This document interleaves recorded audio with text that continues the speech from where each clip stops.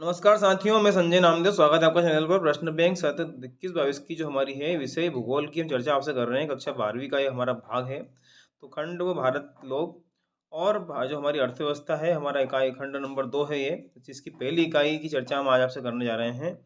ये हमारी जो पहली इकाई है, ये 10 नंबर की हमारी है इकाई, और यहाँ से 5 प्रश्न 1 नंबर के होंगे, 1 प्रश्न 2 नंबर का होगा और 1 प्रश्न 3 नंबर का होगा। इस प्रकार से कुल मिलाकर के 2 प्रश्न यहाँ से बड़े पूछे जाएँगे और कुल मिलाकर के 10 नंबर का हमारा पाठ है। इसकी पहली इकाई का जो हमारा पहला अध्याय है, अध्याय 1, जनसंख्या वितरण, घनत्व और वृद्धि और संगठन। इस तरह से यहाँ पर हम सबसे पहले आपको बताना चाहेंगे कि इसके पहले जो भाग है उसकी चर्चा भी हम की है आप चैनल के माध्यम से, और उस प्रत्येक पार्ट की चर्चा आपसे हम कर चुके हैं पहले भाग में। हम दूसरा भाग पढ़ने जा रहे हैं। पहले भाग को यदि आपने नहीं देखा है तो हमारे चैनल की प्लेलिस्ट पे जाकर के आप देख सकते हैं, जिसकी जो लिंक है वो डिस्क्रिप्शन बॉक्स में मिल जाएगी आपको यहाँ पर।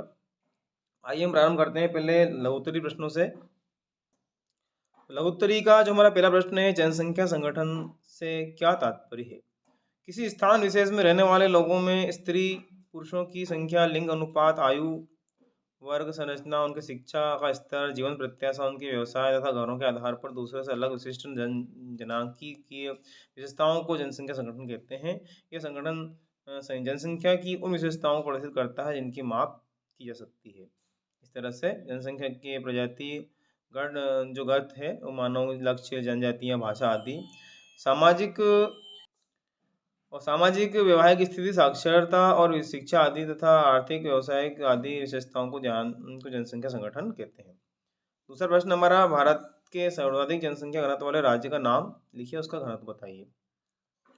तो भारत का जो सर्वाधिक जनसंख्या घनत्व 500 व्यक्ति प्रति वर्ग किलोमीटर से अधिक है। इसमें गंगा यमुना औसत का जो मैदान है और दक्षिण मालाबार तट, केरल, पूर्व तट तमिलनाडु, दक्षिण कृष्णा गोदावरी महानदी आदि का डेल्टा क्षेत्र तथा पूर्वी गुजरात सम्मिलित है। इसके बाद में भारत में घटते लिंगानुपात के कोई 2 कारण को लिखिए। तो भारत में घटते लिंगानुपात के 2 कारण हैं उन लोगों के की सामंती मानसिकता, जो अभी भी महिलाओं को एक अभिशाप मानते हैं, लिंग निर्धारण केंद्र के खिलाफ सरकार की ओर से दंडात्मक उपाय का अभाव।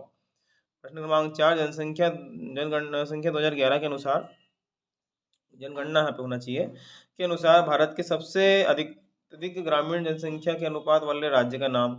तो यहाँ पर भारत में कई प्रदेश विशाल ग्रामीण जनसंख्या मौजूद है। उत्तर प्रदेश में, बिहार, महाराष्ट्र, मध्य प्रदेश और राजस्थान, पश्चिम बंगाल आदि प्रदेशों में उपजाऊ मिट्टी, अनुकूल जलवायु तथा सिंचाई की समस्त सुविधाओं के कारण कृषि व्यवसाय उच्चतम होता है। इस प्रकार से 1911 और 1921 की अवधि में जनसंख्या की ऋणात्मक वृद्धि की दर के लिए के दो कारण हमको बताना है। तो इस अवधि में भारत की में जनसंख्या की वृद्धि दर अति निम्न रही। उक्त अवधि में भारत की जनसंख्या में जन्म दर और मृत्यु दर दोनों ही उच्च रही, जिसके कारण देश में जनसंख्या की वृद्धि दर निम्न बनी रही। और स्वास्थ्य चिकित्सा सेवाओं में कमी, अधिकतर लोगों की निरक्षरता, भोजन और अन्य आधारभूत आवश्यकताओं का अपर्याप्त वितरण इस अवधि में मोटे तौर पर उच्च जन्म और मृत्यु दर के लिए उत्तरदायी थे। 1911-1921 के दौरान ऋणात्मक वृद्धि दर और जो है ऋण माइनस में 0.31% दर्ज की गई थी। अब 3 नंबर वाले प्रश्न की चर्चा कर लेते हैं। जनसंख्या के वितरण एवं घनत्व को प्रभावित करने वाले किन्हीं 3 कारकों का वर्णन कीजिए। तो विश्व की जनसंख्या के वितरण और घनत्व को प्रभावित करने वाले कारक हैं। तो जो कारक हमारे भौगोलिक कारक और आर्थिक कारण है, भौगोलिक और सामाजिक और सांस्कृतिक कारक। तो भौगोलिक कारक जो है उसमें पहला पॉइंट हमारा जल की उपलब्धता हो जाएगा। इसे स्क्रॉल करके देख लीजिएगा, थोड़ा बड़ा हमारा हो जाएगा वीडियो इसलिए। भू आकृति, जलवायु, मृदाएँ, इस तरह से आर्थिक कारक हो जाएंगे, खनिज, नगरीकरण, औद्योगिकरण आदि, और सामाजिक और सांस्कृतिक कारक भी यहाँ से आप स्क्रीनशॉट लेकर के लिख लीजिएगा। अब प्रश्न हमारा अगला था दूसरा, कि आर्थिक दृष्टि से भारतीय जनसंख्या के 3 वर्ग कौन से हैं, प्रत्येक वर्ग की विशेषताएं लिखना है। तो आर्थिक दृष्टि से 3 वर्ग हो जाएंगे हमारे, मुख्य श्रमिक, सीमांत श्रमिक और अश्रमिक। इस तरह से इसके बारे में भी हम इससे आप स्क्रीनशॉट लेकर के आप लिख पाएंगे। अगला हमारा प्रश्न है, जनसंख्या की व्यावसायिक संरचना का क्या अर्थ है और भारत में पाए जाने वाले व्यावसायिक संरचना के कोई 2 प्रमुख वर्गों को उदाहरण द्वारा समझाइए। तो भारत की जनसंख्या का व्यवसाय संगठन मुख्यतः मजदूरों, श्रमिकों पर निर्भर करता है और श्रमिकों को 3 वर्गों में व्यक्त किया गया, मुख्य श्रमिक, सीमांत श्रमिक और अश्रमिक, इस तरह से हमारे 3 भाग हो जाएंगे। इसका भी स्क्रीनशॉट आप ले लीजिएगा यहाँ से। फर्स्ट भाग हो जाएगा ये, और सेकंड भाग में ये इतना हमारा हो जाएगा। चौथा प्रश्न हमारा है, भारत की जनसंख्या के आयु आधारित 3 प्रमुख वर्गों की मुख्य विशेषताओं का वर्णन हमको करना है यहाँ पर। तो यहाँ से इसका भी स्क्रीनशॉट लेना होगा। किसी देश की आबादी की आयु संरचना आर्थिक दृष्टि से उस देश पर उत्पादन आबादी को बताती है, इस तरह से। और यहाँ तक आपका हो जाएगा। उसके बाद जनसंख्या घनत्व किसे कहते हैं? भारत में जनसंख्या के वितरण के भौतिक कारकों का वर्णन करना है। तो इसका स्क्रीनशॉट ले लीजिए आप।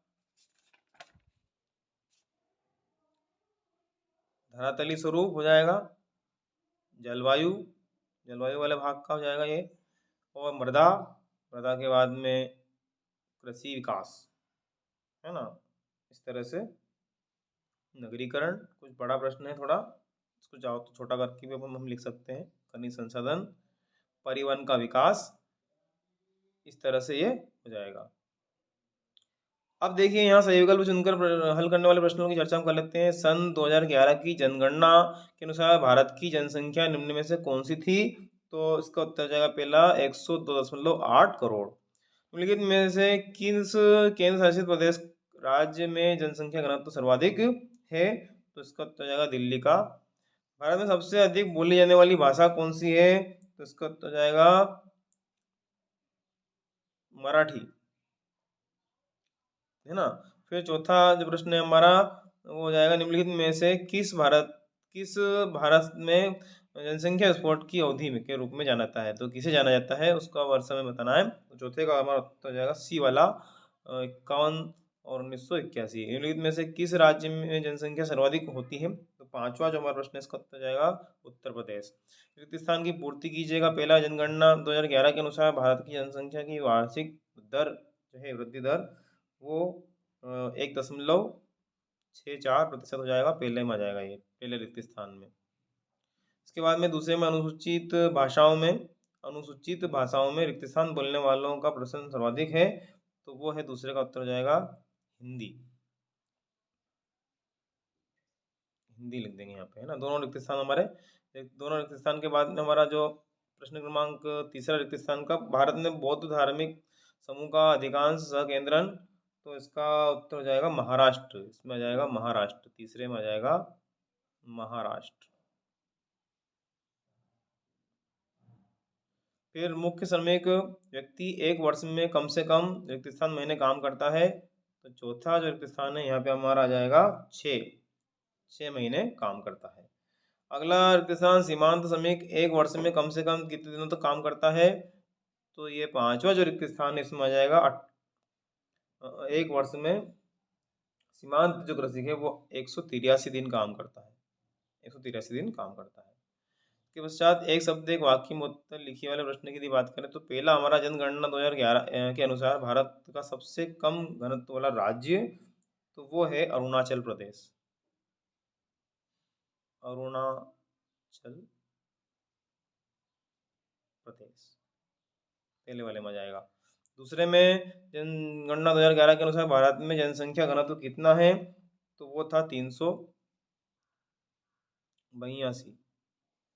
ठीक है। इसके बाद में जनगणना 2011 के अनुसार भारत में ग्रामीण जनसंख्या का प्रतिशत कितना था? तो वो था 68.8%। चौथा आ जाएगा जनगणना 11 के में भारत की जो जनगणना भारत में श्रमजीवी जनसंख्या को कितने प्रमुख भागों में बांटा गया? उसको 3 भागों में बांटा गया। फिर अंतिम प्रश्न हो जाएगा, राष्ट्रीय युवा नीति NYP किस वर्ष आरंभ की गई थी? तो 5 फरवरी 2014 को ये आरंभ की गई। इस प्रकार से हमारे ऑब्जेक्टिव टाइप क्वेश्चन समाप्त होते हैं, और ये हमारे जो बड़े प्रश्न हैं तो हम कल कर चुके हैं। साथियों, इस भाग के पश्चात हम अगले भाग में आपसे मिलेंगे, और इकाई हमारी होगी यही वाली, लेकिन अध्याय दूसरा होगा प्रवास, प्रकार और कारण और उसका परिणाम। साथियों, आपको कैसा लगा वीडियो? आपको उत्तर उपलब्ध हो पा रहे हैं, और अच्छा है, आपको वीडियो पसंद आया होगा। अगर आपको पसंद है दोस्तों के साथ शेयर कीजिएगा, और यदि अभी तक सब्सक्राइब नहीं किया आपने चैनल तो सब्सक्राइब कीजिएगा। और कोई कमी यदि आपको नज़र आती है तो आप जरूर बताइएगा, हम उसमें सुधार करेंगे।